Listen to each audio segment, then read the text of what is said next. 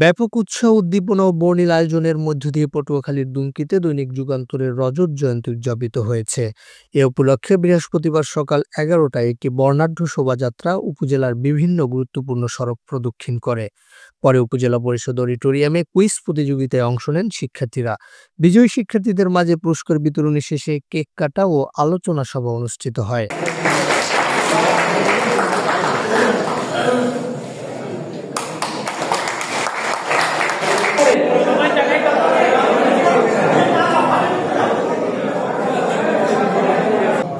ধন্যবাদ। এরপরে আপনারা যার যার স্থানে বসে আমাদেরকে একটু সহযোগিতা করবেন।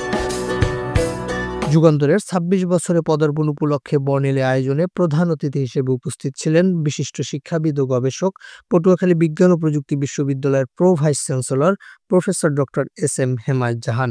অনুষ্ঠান সঞ্চালনা ও স্বাগত বক্তব্য রাখেন যুগান্তরের দুমকি উপজেলা প্রতিনিধি মোহাম্মদ শহীদুল ইসলাম।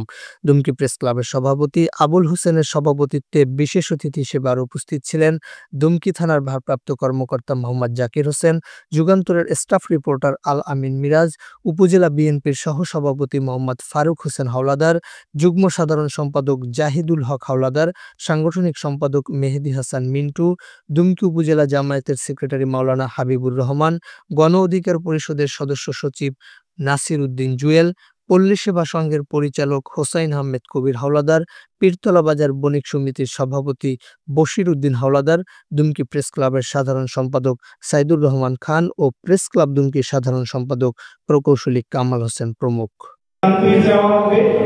সংবাদকর্মীদের সাথে যে আপনারা নির্ভয়, সত্য এবং স্বচ্ছ খবরগুলোকে আমাদের সামনে উপস্থাপন করুন। হয় আমি বদলে যাব জাতি গঠনে, এবং আমি যদি বদলে যাই, বদলে যাবে দেশ, বাংলাদেশ হয়ে উঠবে অন্য পৃথিবীর মধ্যে এক উদাহরণ। অন্যতম পত্রিকা যুগান্তরের রজত জয়ন্তী উপলক্ষে আয়োজিত আজকের এই উপস্থিত থাকবেন ইসলামী আন্দোলনের। অনুষ্ঠানে উপজেলার বিভিন্ন রাজনৈতিক, সামাজিক, সাংস্কৃতিক ও সুশীল সমাজের নেতৃবৃন্দ, বিভিন্ন ইলেকট্রনিক্স ও প্রিন্ট মিডিয়ার সাংবাদিকবৃন্দ উপস্থিত ছিলেন।